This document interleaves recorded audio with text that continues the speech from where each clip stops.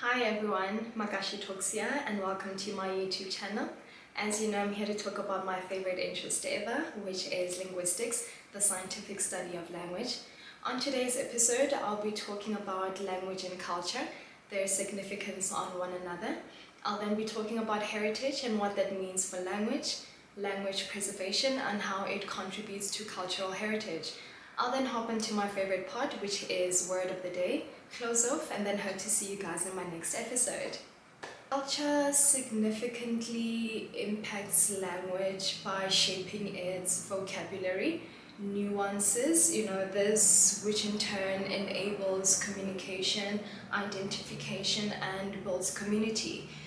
Words not only represent their literal meaning, but also the context, the feelings of the speaker, or the rules of the society, which can only be understood as part of a certain cultural background.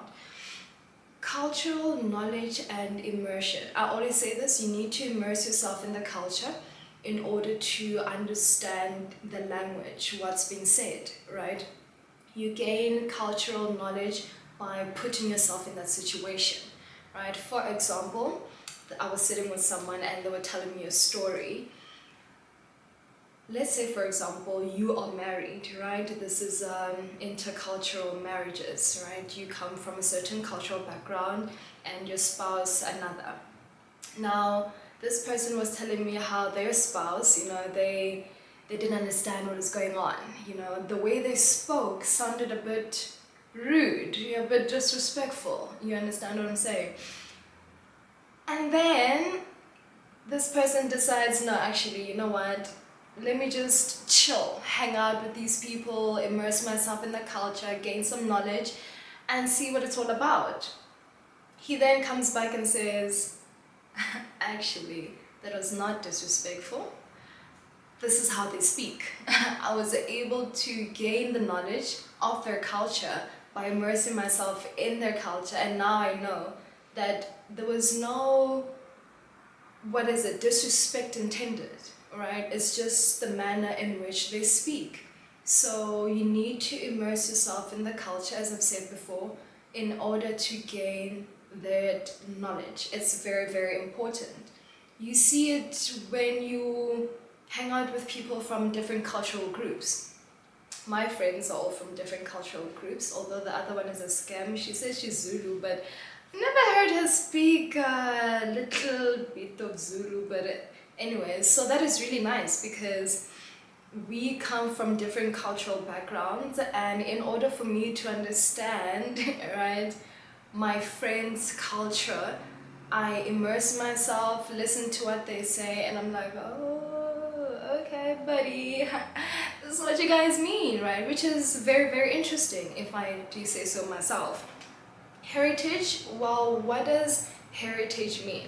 Well, as you can see with the attire, we were celebrating Heritage Day in South Africa on the 24th of September. So I decided to wear a little bit of my dress. I wore this dress for a wedding I went to in 2023. I haven't been to another one ever since. Guys, invite me please. Anyway, so I decided, let me show you it off. Well, what is culture? What does heritage mean? Heritage is culture and natural assets. These are natural assets that a community or society preserves from the past or present, right? This is what we have inherited from the past, and we use it and pass it down to future generations. Heritage is important because, guys, it connects us with our past, which then fosters a sense of identity, provides a foundation of cultural continuity. Heritage is knowing who you are. Heritage is who you are. How often do you get to a place and you guys will be talking, right? And it's your turn to say something, or you're listening to something, and then you say, where I come from, this is how we do it. Or where I come from, this is how we would say this. Where I come from, because where you come from is who you are. How often do you get to say that? It's sad that we don't think of preserving that part of ourselves, that who we are, where I come from. We don't really care for it that much anymore, and which is really terrible because heritage and language go hand in hand. Languages, or indigenous languages rather, these are just going extinct now. Languages are important for cultural heritage as they represent cultural identities, traditions, and knowledge. Language shapes culture and preserves heritage, you know.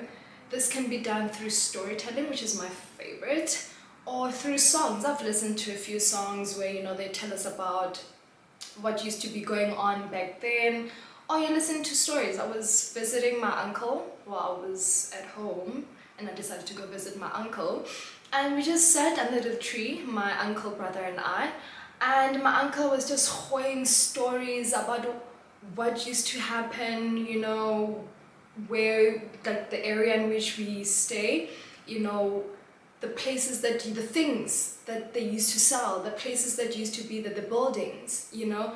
Now buildings are no longer there, and now you can tell stories about, oh, you see that specific spot, that one right there, there used to be this building, you know. That is storytelling, telling us about our culture, how we used to do things, you know, which is great. You know, our grandparents, you know, these people are cultural vessels. These are people of value, utmost value, because they still have that cultural heritage. As guys, yeah, yeah. Language, guys. Language cultivates cultural pride, right? As I said, you know, we walk around saying, this is who I am, where I come from, this is what we do, but we don't really care to preserve that part of ourselves. Which is funny because it helps us embrace that pride, you know, by maintaining unique identities in the face of globalization, you know. To those who get to travel, meet different people, you know, you get the opportunity to say where I come from, you know, which was really great, because then we are able to see things differently, to be different people, and guys, to be unique is awesome. Guys, to be unique is awesome. We are now headed to a place or a space where we won't have that uniqueness culture-wise. We all headed to one culture, which is the Western culture, right? We no longer care for our indigenous languages that are going extinct, right? Which is sad, because that is who we are. That is what heritage is, right? As I said, many indigenous languages are endangered, right? Preserving languages is a way to protect them from going extinct. This may lead to a permanent loss of unique cultural heritage. One day I'm gonna wake up, put this dress on, and people are gonna be like, and then wena ka 2029, you know, because that's where we are. You know, we think 2029 is right here. Hey buddy. Because we do not, you know, speak the language, there are certain cultural practices that we do not know. I do not know them myself. I wear this dress with pride, right? But there's so many cultural practices that I do not know of because I do not speak the language, which is terrible. Guys, wake up. We're losing it. We're losing it, right? When we lose our mother tongue, you know, our language, we lose our heritage, and essentially we lose who we are. I was watching the news on the 24th of September, you know, they had this whole cultural heritage thing going on, and this man on television was talking about how we're losing it as a people, culture. We no longer care for it, you know. This is how we speak now, with, you know, words coming out of our noses, you know. How often do you guys speak your home languages? Not very much. You know this, Vera. Not very much, right? The language that we're using today, that we're gonna lose one day in 2-3 years time, we need to preserve it. The disappearance of a language means the loss of an entire cultural heritage, guys, including the unique ways of understanding the world. As I said, how awesome is it to be different? You know, in South Africa we have so many cultures, so many different heritages, and that's why we have a dedicated holiday, a dedicated holiday to celebrate our uniqueness. But where we're headed now as a people, as a society, one day we're going to get to Heritage Day and celebrate one culture. Imagine no uniqueness, no nothing, just one culture. We're all gonna be speaking like this, you know, wearing whatever the culture wears at that time, because this is gonna be, you know, you know.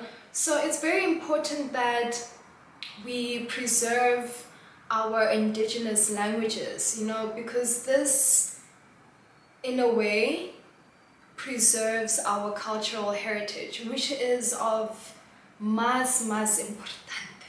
I hope I'm saying that correctly. Mucho importante, mucho. I don't even think this is, you know, but it's very important to preserve the language so that we can preserve our cultural heritage. So that one day when we step out there, we can still be unique. You know, we're not talking to people saying the same thing, viewing it the same way. I mean, how boring is that? You know, the pride that we have in saying, where I come from, this is how we do things. Where I come from, this is how we talk. You see the way you're doing it? That wouldn't fly in my culture. Yeah, buddy. Preserve that culture. Yeah, preserve that. Guys, let's preserve the culture so we can preserve everything that, the languages. Let's preserve the language. Maybe we need to start writing these things down, you know. Our grandparents, let's tap into them. Cultural vessels, hey? They have a lot to teach us, guys. They're not just old people. They have so much to teach us. Let's learn. Let's not say, babatsofetse. No, babatsofetse rude, but let's tap into their knowledge so that we can know more about ourselves, where we come from and where we're headed. You know, it's very important. And then I'm going to tap into my word of the day. It's very interesting, well, for me, how certain words in different languages, they've kind of stayed the same as, you know, as time has gone by. You know, languages evolve, they develop as time goes, but there are certain words that stay the same. For one, let's take the word Bible, right? The word Bible comes from the Greek word biblia, which, if I'm not mistaken, is used to describe a collection of scriptures by the early Christians. It was adopted by them. It's a collection of books, if it doesn't mean books altogether, but it was adopted by the early Christians so that they can use it to describe their collection of scriptures, biblia. When I look into certain languages, it hasn't really changed that much. Yeah, a word or there is missing, you know, but biblia has kind of just stayed the same. In English, it's Bible, right? In Afrikaans, Dutch is Bijbel. In Swahili and Creole, Haitian Creole, if I'm not mistaken, it's still biblia, right? It's still biblia. In Yoruba, it is Bibili, which is funny, right? Because in Setswana, which is my home language, le bona ba re ke Bibili. Ntisetsa Bibili for or Bible, you know? So it doesn't really change. It doesn't really change. Like, guys, look at this. No, I'm actually wrong. In Spanish, it's Biblia. In Haitian Creole, it's Bibla. But it's still the same thing. It hasn't really changed. I mean, looking at where language comes from and how long it's been here, we could have really done something about this. I mean, we could have, you know, changed it. But there are certain words that stay the same, which is really fascinating because language evolves, to meet the current, experiences and needs, but certain words don't change. You find that in certain languages, they don't even have a native word for whatever it is. It's English, pure English. And you ask yourself, how, Chomi? For real? You guys couldn't, you're telling me there was nothing before English came along, you guys didn't have a word for this? No, they didn't. They didn't. Very interesting, guys. Very, very interesting. But you know what? This is where I end off today. Thank you guys very much for tuning in. I really do appreciate it.